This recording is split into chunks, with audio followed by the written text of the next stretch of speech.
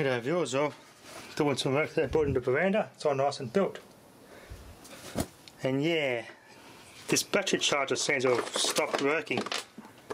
Charged some batteries, took a half through a charge, and noticed the batteries aren't performing very well. Come back here to check and stop the batteries over, and the lights weren't on. Played around with it, plugged it in.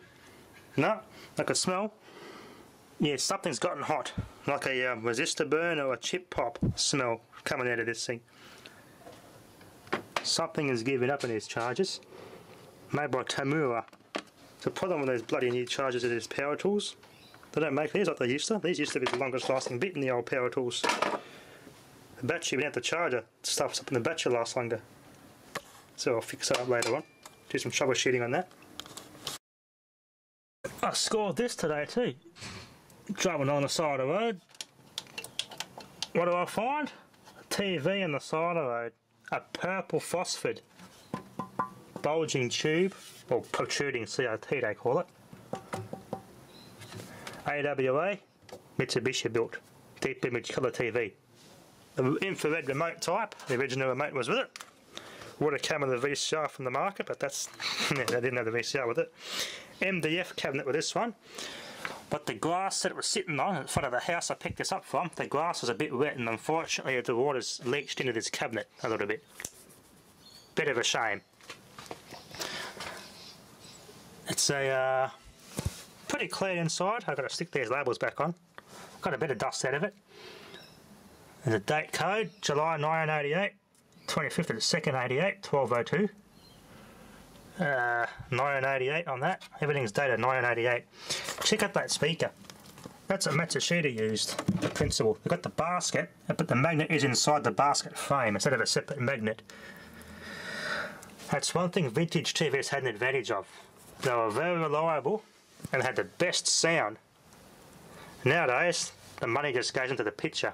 Everything else, the hardware, everything's just crap. You got to have a separate sound bar or use Bluetooth speakers to get the good sound quality nowadays. And with LED LCD TVs, especially with this one here, I've been doing some research.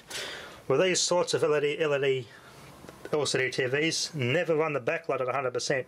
That's why this one here failed.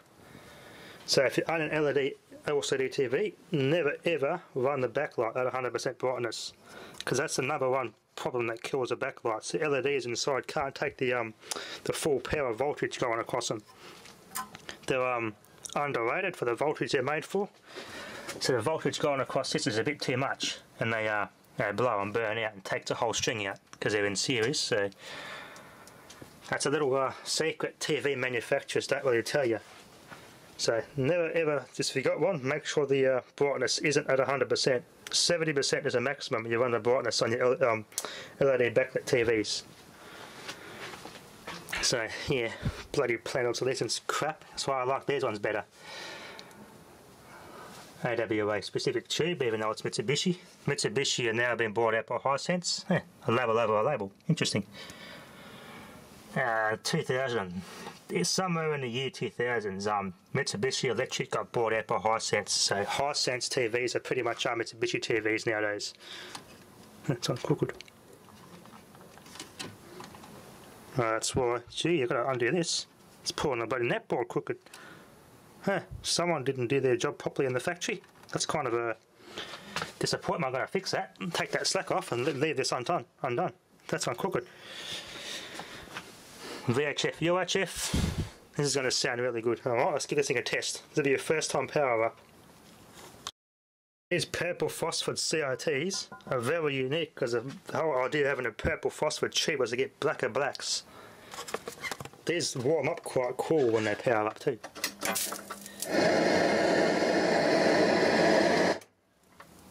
No arcing or cracking like hissing, because I blew all this, so it sounds pretty good, not very crackly. I'm going to have to get this volume turned down, that's a bit loud. Anyway.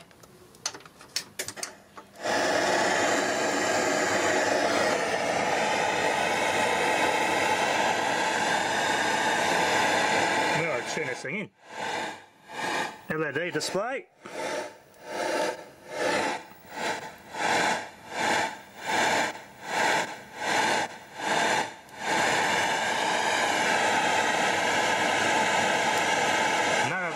just to this remote.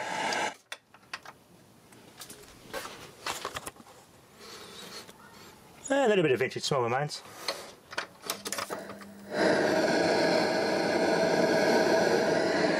Always defaults to full volume. Yeah, 1983, 1988 I think. That era, before they started, no one-screen display, so you got the this is your substitute for your OSD before OSD became standard. That's all you had. And your volume is memorised and doesn't stay at the level you leave it at when you turn the TV on. There's our 3 guns. Little transformer. Power goes in there first. Switch. This is part of other parts of the circuitry that runs off that transformer. It's not fully switch mode, this one. Oh, now to tune this thing in. Pop this door down. AFT. Kind of fades in, kind of cool. What am I doing here? Let's get this thing tuned in. It's on the VHF, so 5A. The flashes, it's on tuning mode. That's the selected station.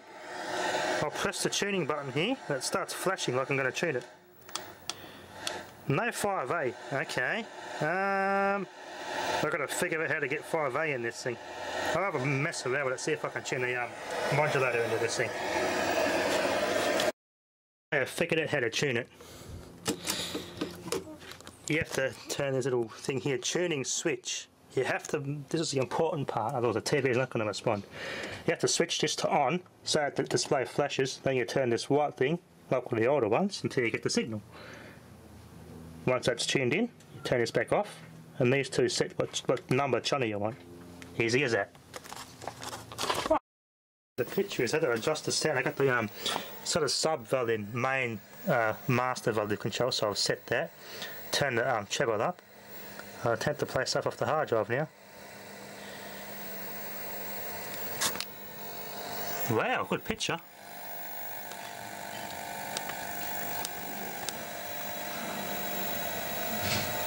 See if I can find a video on this hard drive somewhere.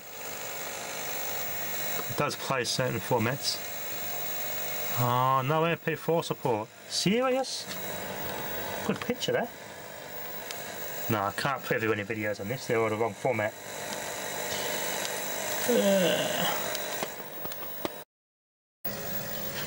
Yeah, no valid formats on that hard drive. I've got to get a flash drive on this thing. The best thing to do is use a flash drive. Hard drive is not, yeah, it pours a bit too much from the little power supply inside this thing, so I'll get a flash drive and put some heap of random video files on it. Just a heap of random stuff I've got. Any format I've got, and I think AVI is the main thing this thing can support. Picture. Nice and bright, a little bit of bleeding. That's middle, neutral, sharpness is really good, that's up high. Sub volume's up flat out, brightness level. Nice strong picture. Bit of smearing, colours all the way up. Yeah, it bleeds a bit on the red and the blue and the yellow. Yeah, I've got to do some adjusting on the guns. The neck board need to do some adjusting. That's not hard to do. That's easy fix. Alright. I'll turn this off. There we go. Not bad picture. Can't wait to get some audio in this, you know. Speakers are awesome. It's going to sound really good. Nice tweeter too. 150 ohm impedance in that tweeter. Anyway, that'll be enough for now. Oh yeah, model number C6346S, 63cm I think. That'll be enough for now. Thanks for watching.